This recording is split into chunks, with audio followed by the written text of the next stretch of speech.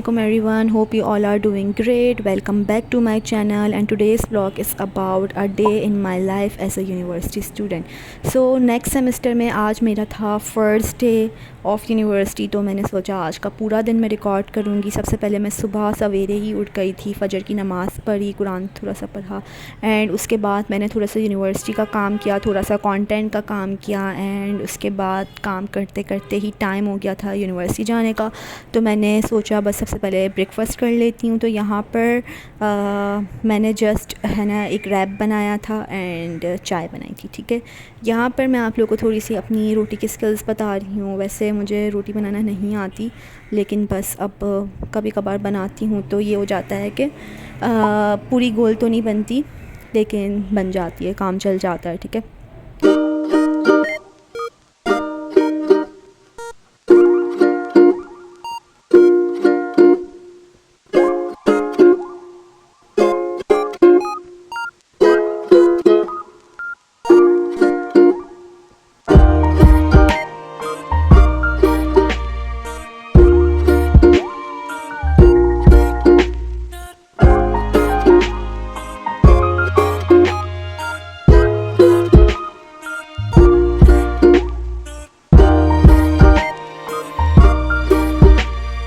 तरह का। लेकिन इस वक्त ना घर पे कुछ भी अवेलेबल नहीं था और क्लास थोड़ी सी लंबी थी एंड मुझे ये था कि मैं है ना अभी थोड़ा सा ब्रेकफ़ास्ट कर लूँगी ना तो पूरा दिन मेरा सुकून से गुजर जाएगा एंड तो मैंने कहा बरी लेती हूँ।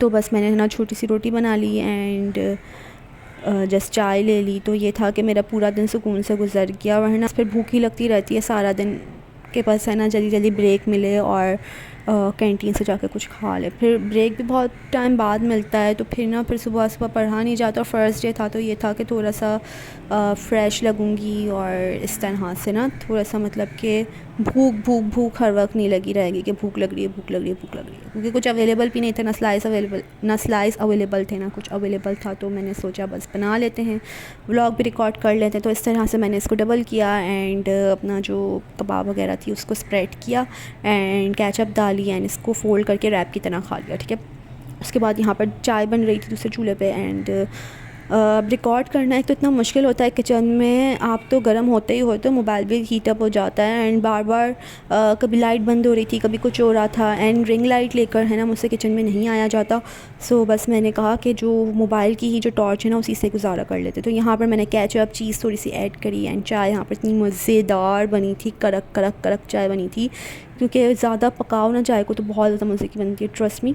एंड बहुत ज़्यादा मज़े की कड़क कड़क चाय बनी थी। बस चाय ना मुझे बस एक सुबह 1 कप चाहिए होती है और मेरे साथ तो हमेशा ये होता है कि 1 कप बनती ही नहीं है, मतलब कि अगर अकेले की अगर मैं बना रही हूँ ना तो वो इतनी पक पक के कम हो जाती है। लेकिन शुक्र है इस दिन ऐसा नहीं हुआ था, आधा कप मतलब बन गई थी प्रॉपर। तो यहाँ पर मैं अब अपना चीज़ पुल दिखा रही हूँ। इट्स लुक सो सो सो सो यम, आप लोग के भी मुंह में पानी आ रहा होगा। एंड यहाँ पर मेरा ब्रेकफास्ट हो गया था रेडी एंड मैं खा पी कर रेडी वेडी होकर चली गई थी यूनिवर्सिटी में एंड जल्दी जल्दी भाग भाग के जा रही थी कि अटेंडेंस मिस ना हो जाए, क्योंकि हमारे यूनिवर्सिटी में अटेंडेंस टीचर नहीं लगाती हैं, अलग से सर आकर ऑटोमेटिक वे में लगाते हैं। ठीक है, ऑटोमेटिक हमारी अटेंडेंस होती है, ठीक है, मशीन के थ्रू एंड कार्ड के थ्रू। फिर क्लास ली, ब्रेक मिला तो आ गए थे हम लोग स्टोर। यहाँ पर कुछ चीज़ें नहीं, ऑब्वियसली इतने टाइम बाद आई थी स्टोर, मतलब इस तरीके से जो यूनिवर्सिटी का एक स्टोर होता है ना उसकी एक अलग ही वाइब्स होती हैं, एक अलग ही क्रेविंग होती है। मतलब कि जो छुट्टियाँ थी ना उसमें मैंने यूनिवर्सिटी को तो बिल्कुल मिस नहीं किया था, लेकिन स्टोर को बहुत मिस किया था, क्योंकि मुझे बहुत मज़ा आता है यहाँ पर घूमने में एंड यहाँ पर बहुत अच्छी अच्छी चीज़ें मिलती है। फिर क्लास दोबारा ली, लस्सी पी एंड फिर घर पर आ गए। घर पर आकर लंच किया। लंच में मैंने सोचा सुबह भी मतलब फुल खा लिया था एंड बस अभी जस्ट मैगी खा लेती हूँ ताकि बस है ना काम चल जाए। तो यहाँ पर मैंने सोचा कि है ना बस इसी तरीके से इसको बॉल में डालती हूँ एंड ना गर्म पानी जिसके अंदर डाल देती हूँ तो वो 2 मिनट में ना रेडी हो जाती है। ठीक है ना, तो इस तरह से बस मैंने बना ली। मैंने कहा ऐसे ही मतलब कि वीडियो बनाने के लिए थोड़े से शशके वगैरह से वीडियो बना लेते हैं। तो यहाँ पर ये बॉल पड़ रहा था मुझे छोटा, तो मैंने इसको थोड़े से बड़े बॉल में ट्रांसफ़र किया। ठीक है, फिर मैंने पानी गर्म पे रखा हुआ था फिर गरम गरम पानी इसमें डाला एंड मेरी मैगी रेडी हो गई थी। फिर मैंने इसको खाया। अच्छा, अब इसमें ना मतलब मैं प्रैक्टिस कर रही थी बनाने के लिए, क्योंकि इसमें आप लोगों को बहुत ज़्यादा प्रैक्टिस चाहिए होती है कि बहुत ज़्यादा नूडल्स नरम ना हो जाएं या हार्ड ना रह जाएं, ठीक है ना, क्योंकि बहुत ही कम सेकंड्स में इसको रखना पड़ता है। मतलब इसका टाइम आप लोगों को खुद नोट करना पड़ता है। इस तरह से मैं फ़र्स्ट टाइम बना रही थी, तो मैंने कहा अगर बनाती रहूँगी ना तो एक टाइम का पता चल जाएगा कि कितने टाइम में इसको हटाना, मतलब कि अज़ान हो रही है, बाद में आती हूँ।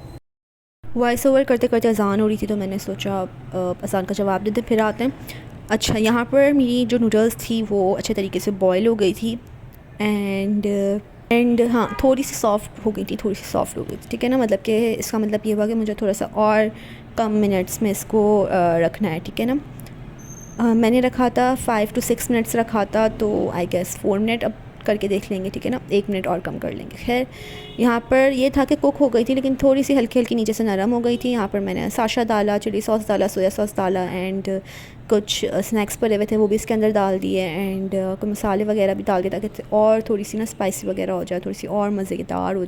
एंड बाइकआउट के बाद में इंडोमी नूडल्स ही मुझे अच्छे लगते हैं एंड फिर मैं वही खाती हूँ। ज़ाहिर सी बात है, एक चीज़ आप लोगों को पता है बाइकआउट है तो फिर वो लेने का फिर दिल भी नहीं करता। हाँ, ये अलग बात है, कभी कभार कोई चीज़ गलती से आ जाती है, नहीं पता होता उस बारे में, तो वो एक अलग चीज़ है। लेकिन फिर अगर एक चीज़ पता है और फिर वो जानबूझकर फिर ली ही नहीं जाती, मतलब कि एक अजीब सा ही लग रहा होता है, ठीक है ना। तो जब से बाइकआउट हुआ है तो फिर मैं इग्नोर लेती ही नहीं हूँ, यही नूडल्स खाती हूँ। एंड जब से बाइकआउट हुआ है KFC भी नहीं खाया हुआ। हालांकि KFC के अलावा मुझे यहाँ पर पाकिस्तान में कोई बर्गर समझ में ही नहीं आता। पहले भी मैं KFC के अलावा कोई और चूज़ नहीं करती थी, कभी भी बर्गर में मैं KFC के अलावा कोई बर्गर चूज़ नहीं करती थी जब बाइकआउट नहीं हुआ था। लेकिन अब जब बाइकआउट हो गया है तो इसके अलावा मैंने सारे बर्गर ट्राई कर लिए, पर मुझे कोई भी समझ नहीं आ रहा था। लोग कहते हैं कि कबाबजीज़ KFC का टक्कर का है, कॉम्पिटिटर है, लेकिन मुझे कहीं से भी नहीं लगता, बल्कि बहुत ही ज़्यादा थर्ड क्लास है कबाबजीज़। आई डोंट नो, मैं तो एक दफ़ा खाया था, उसके बाद से तो मेरा कभी दिल ही नहीं किया है खाने का। इतनी गंदी स्मेल आ रही थी, ऐसा लग रहा था इतने गंदे अनहाइजेनिक ऑयल में इसको फ्राई किया हुआ है, अजीब सा, मतलब ऐसा लग रहा था बाहर से 100 रुपये का बर्गर जो होता है ना वो खा रहे हैं। मतलब कि जो मिलते हैं ना 100 रुपये का, जितने का भी मिलता है, मतलब गंदे तेल में जो तला हुआ होता है उससे एक स्मेल आ रही होती है, वैसी वाइब्स आ रही थी। खैर, यहाँ पर नूडल्स मेरे हो गए थे रेडी।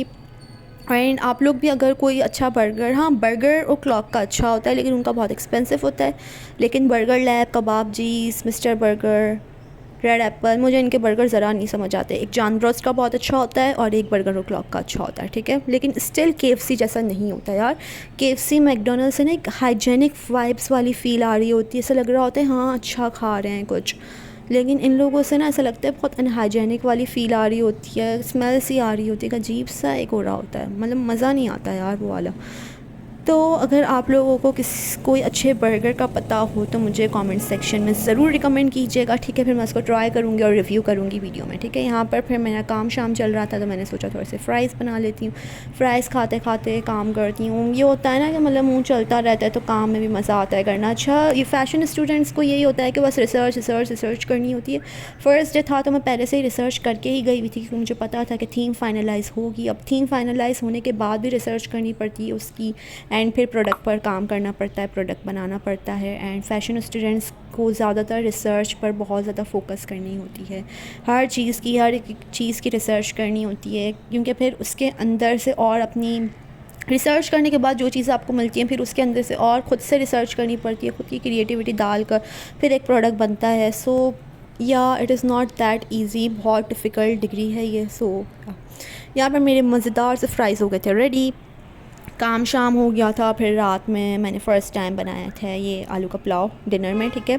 एंड या फ़र्स्ट टाइम मतलब खुद से, मतलब ये होता है ना खुद से प्रॉपर फ़र्स्ट टाइम बनाया था। बाकी मामा की हेल्प वगैरह मैं करवा देती हूँ साथ साथ, लेकिन उस दिन पता नहीं मामा को कहीं जाना था तो मामा ने मुझे दे दिया था, तो मैंने कहा बना लेते हैं फिर खा लीजिएगा आप लोग।